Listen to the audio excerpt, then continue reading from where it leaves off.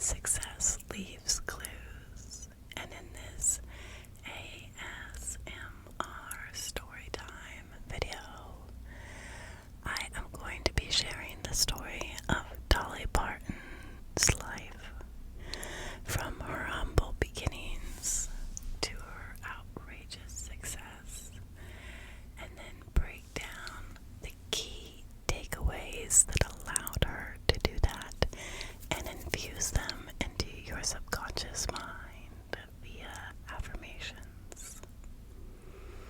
Money is simply a thinking game, and if you want the map to Think Rich, you can download it in the description below.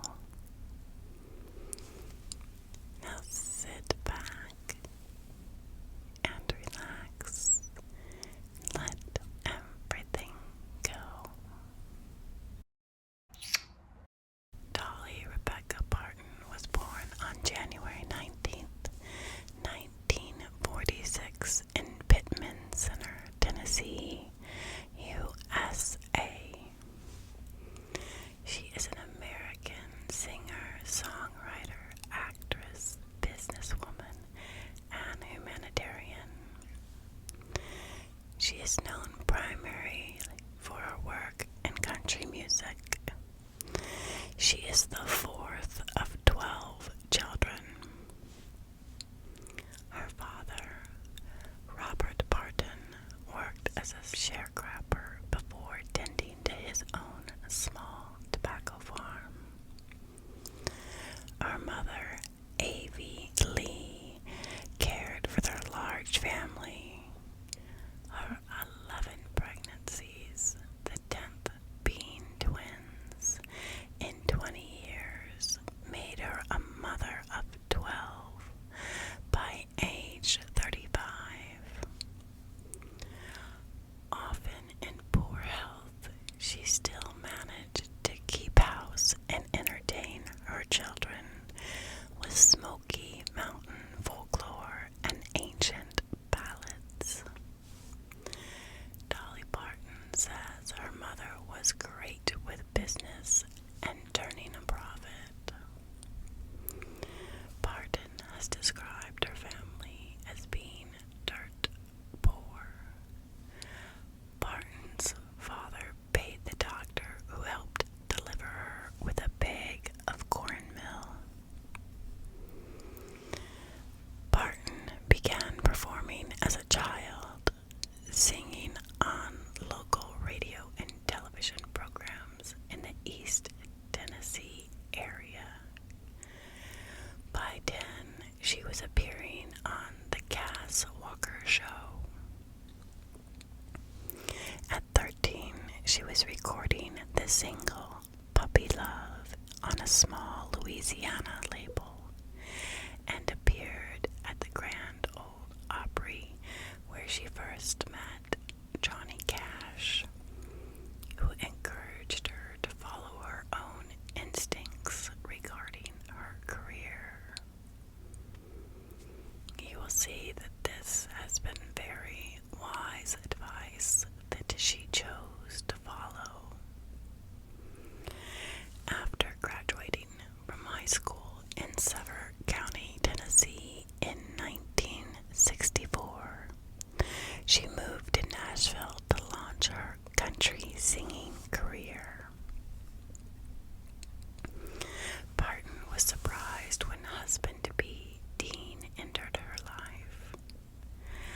I met him on the first day I got to Nashville in 1964. I graduated on Friday night, went to Nashville on a Saturday morning with dirty clothes, and I went to a laundromat looking for anything but love. I had just left 2 boyfriends back home, she told Interview. As for Dean, it was love at first sight.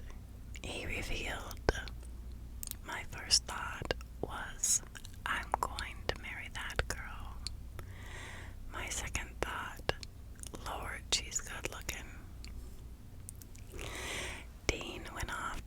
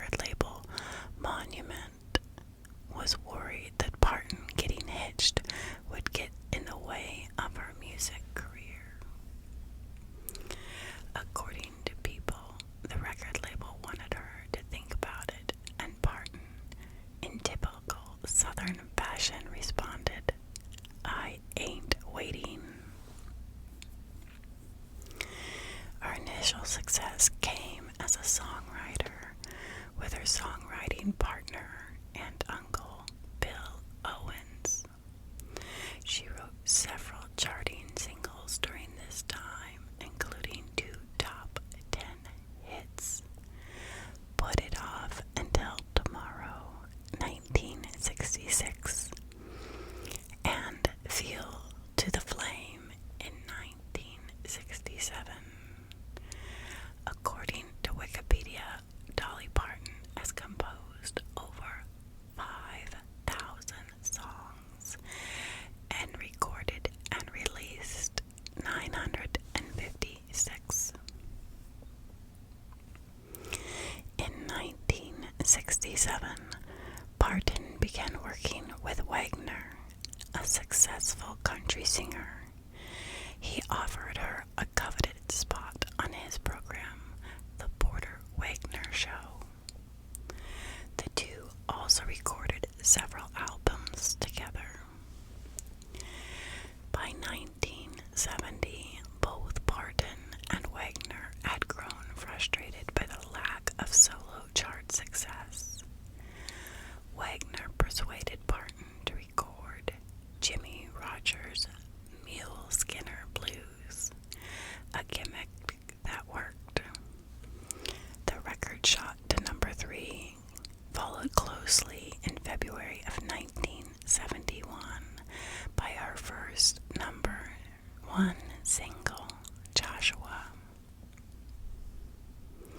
Although her solo singles and the Wagner duets were successful, her biggest hit of the period was Jolene.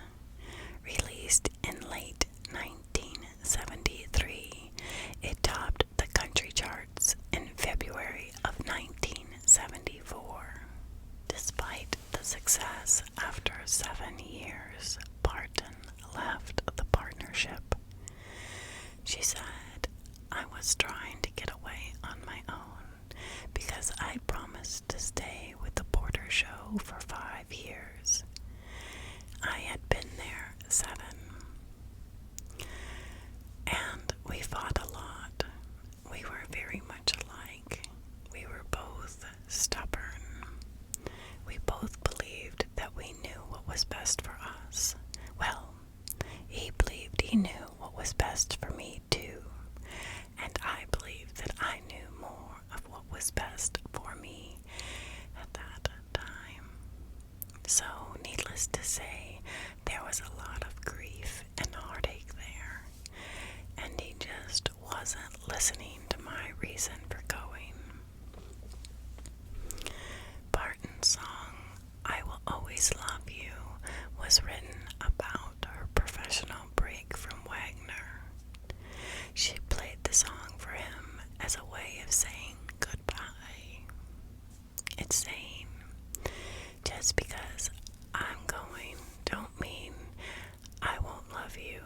I appreciate you and I hope you do great, and I appreciate everything that you've done. But I'm out of here, Parton explains. That's basically what I was trying to say. I wrote it and I took it in the next morning. I said, "Sit down, Porter. I've written this song and I want you to hear it." So I sang it and he was crying. He said, "That's the prettiest song I ever heard. And you can go, providing I get to produce that record." And so he did, and the rest is history. Dolly's movie debut was in 9 to 5 in 1980, where she got an Oscar nomination for writing the title tune and also a Grammy Award for Best Country Song and Best Female Country Vocal Performance for the song 9 to 5. She got more fame for appearing in The Best Little Whorehouse in Texas in 1982. Dolly was in the acclaimed picture Still Magnolia 1989 with Julia Roberts, and went on to appear in 15 movies and TV movies in the 1990s. In 1986, Parton opened Dollywood. Parton said her decision to invest in the theme park was questioned by her financial advisors, who called it a mistake. But Parton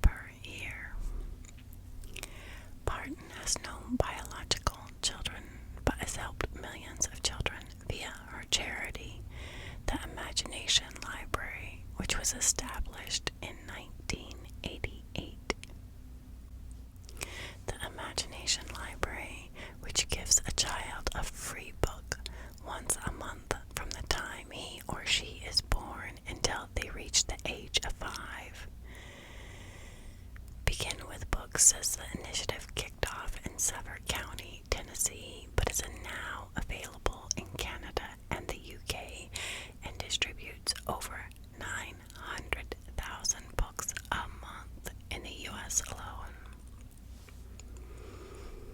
Her achievements are many, but a few highlights include the Record Industry Association of America has certified 25 of her single or album releases as either gold, platinum, or multi-platinum. She has 26 songs reach number one on the Billboard country charts, a record for a female artist. She has 42 top 10 country albums, a record for any artist, and 110 charted singles over the past 10 years. Dolly Parton has earned 10 Grammy Awards and a total of 50 Grammy Award nominations, the second most nominations of any female artist in the history of the prestigious award. As of 2021, her net worth is estimated at $600 million. Now, how did Dolly Parton go from being a poor sharecropper's daughter to being worth over $500 million? One point that really stands out is she followed the beat of her own heart. She did work that she loved. You will see that most wildly successful people are doing work that they enjoy. To be wildly successful, it takes effort and hard work, and if you hate what you do, you won't get up early, you won't stay up late, you'll try to do the least amount possible just to get by. She was so strong in that she listened to her own voice. Elvis wanted to record her song, I Will Always Love You. However, she heard that Elvis needed a 50% royalty, so she passed on the deal. Whitney Houston went on to record that song and took a much smaller cut, allowing Dolly to fulfill her dream to leave that money to her family. Another key to her success is that she knew what she wanted and did not hesitate to go after it despite her age or going it alone. And lastly, the biggest takeaway is that she practiced. There's this idea that perfection is something we should strive for, but there was a study done about making pots, and one group had to make a pottery pot each day for 30 days, and the second group had to make one pot in 30 days, and then the pots were individually judged. The winner always came from the group that made 30 pots, and this is exactly one of the practices Dolly Parton embodied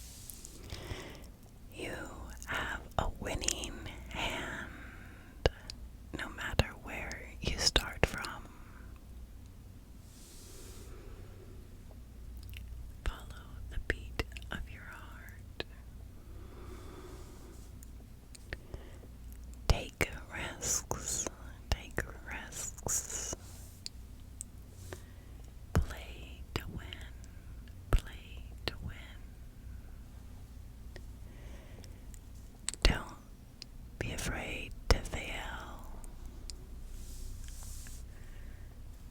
Let go of perfection.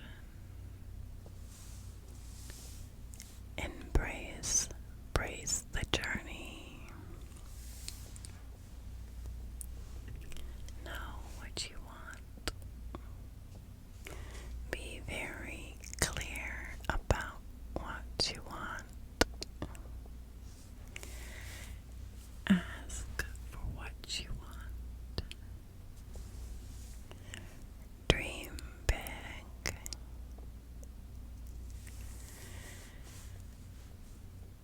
Play to your strengths. Cultivate your gifts. Embrace who you are. Give others the permission not to understand you. Just keep singing.